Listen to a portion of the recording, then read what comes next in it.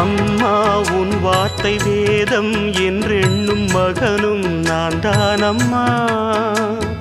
உலவும் என் கோயில் பேசும் என் தெய்வம் உலகில் நீதானம்மா. தாயே உன் கண்ணில் துளி நீர் கண்டாலும் இதயம் தாங்காதம்மா. ஏதோ உன் நெஞ்சில் துயரம் என்றாலும் விழிகள் தூங்காதம்மா. வண்ணமுகம் வாடி நிற்க பார்த்ததில்லை நானும் என்னாலும்.